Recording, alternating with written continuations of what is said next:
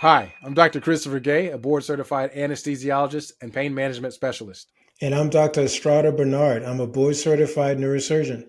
Together, we are the Nervous Breakdown Podcast. If it's the spine, the brain, or pain, we talk about it in language that is plain. Chris, what are we going to talk about today? Well, today we're talking about pain, and one of the specific things is low back pain.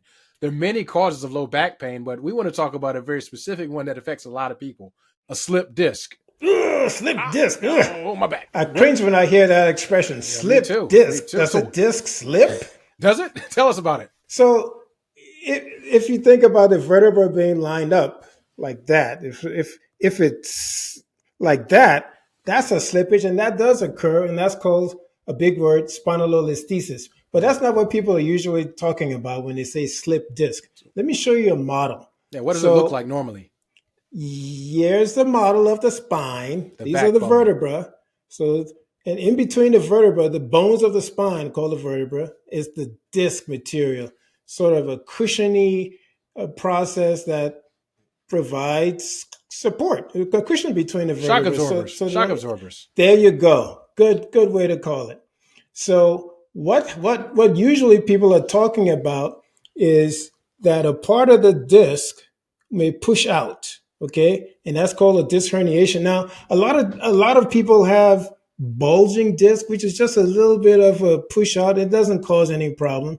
But a frank herniation, a true herniation, is a situation in which a significant part of that soft material pushes out and presses on a nerve that's coming out of the spine, and that's what a disc herniation is, and that's what causes the pain.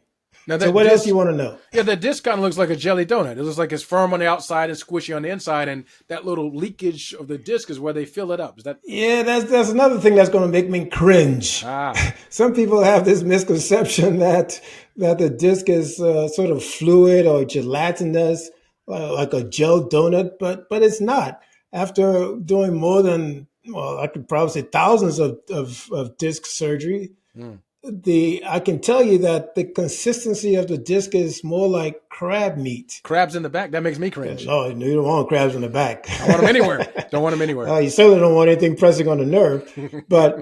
So it's not a liquid process. It's more of that kind of a material. So if somebody doesn't have resolution with other non-surgical treatment, then we would do an operation to go in and take that part of the disc that has come out and is pressing on a nerve. So how does that translate from your sense of pain? Some people have a disc herniation. Some people have other things going on in the back, narrowing, spinal stenosis. There's tears in the disc where I said those crabs are escaping or the jelly donuts leaking. Does everybody have numbness? Do they have sciatica associated with this? Who has what? Well, let me just back up. First of all, there's studies that show that a lot of people walk around with abnormalities on the MRI scan and don't have any symptoms. So it's like 60%, right? Yeah. On the average, when you're younger, it's probably more like 10 or 20%. If you're over 60, it might be 90% of people have degenerative changes and don't have any symptoms. So, but if it's causing enough pressure and if there are symptoms, the hallmark is pain. Okay, and that's how. And if a disc herniates all of a sudden, you might have all of a sudden pain. Sure. But those nerves do more than just carry sensory signals. They carry motor function too. So multitask. If they do multitasking. If there's enough pressure on the nerve, then you might lose function. You might get significant weakness. Okay. So, for example. So if the nerve's not working, there's a number of things that can happen. Some of those things mean you need to go have surgery, not now, but right now. Other things you can wait and maybe take a pit stop and come see someone like me to help with the pain. But before we talk about what I do, tell them more about what makes you need to see you and see you very soon and very soon. Red flags. So significant pain might be a red flag. Somebody who has a fever and it gives an infection, that's a red flag that might need more evaluation. If there's been trauma, that's a red flag, and because there could be instability or something fractured that might need to be repaired. If there's loss of function, like motor function, there's significant weakness, that could be an issue. Or if there's loss of bladder or bowel control, that can be a significant factor as well. Now, the reason significant motor or significant bladder or bowel function loss is important is that if you don't intervene in a timely fashion, there could be permanent, irreversible changes. How long are we talking? 24, 48 hours. So it should be that most people err on the side of seeing someone if they have a new pain. If you have those things symptoms that are listed. Now, most of the time, people don't need surgery for an acute ruptured disc, herniated yellow disc. flag. And don't even need to come to me. The body does quite well for healing itself. And if you give it enough time, the body can heal itself. But some situations, the body just doesn't, it just needs more time. And before somebody comes to see me, they should come to see you because you can provide a way to help them settle down while they wait for the body to heal. So let's talk about how do we buy time. So from my perspective, we're waiting for the body to heal itself. The mind is a very powerful thing and a terrible thing to waste, by the way.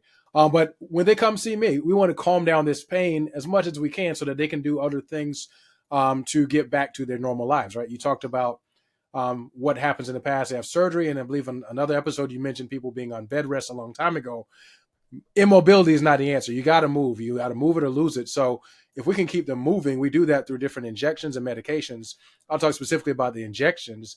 Typically, cortisone shots is what they call them, but that's like calling, Kleenex or Saran wrap or chapstick. It's a class of things. No one actually uses cortisone very much anymore, using some newer medications that work better and more predictable and have less side effects. But we'll inject that and put that right on the area where the problem is, try to eliminate the inflammation, which is like a fire kind of around the nerve or in the joints, wherever that might be.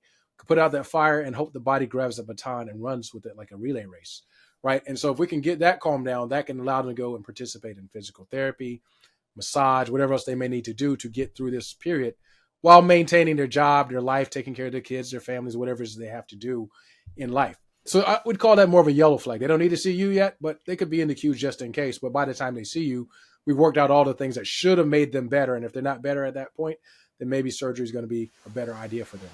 So, yeah, I think we should probably start wrapping it up. I think the take-home message is that should be that surgery is a last resort. There are other things that can be put into play that will help things to settle down, including the kinds of things that you do. But there are other things like physical therapy, massage therapy, acupuncture, chiropractic treatment, and medications that can help bridge the gap while we're waiting for the body to heal itself. And that's all the time we have for today. Thank you for joining us here on our podcast. I'm Dr. Christopher Gay. And I'm Dr. Estrada Bernard. Together we are the Nervous Breakdown Podcast. If it's the brain, the spine, or pain, we talk about it in language that is plain. Like and subscribe. See you next time.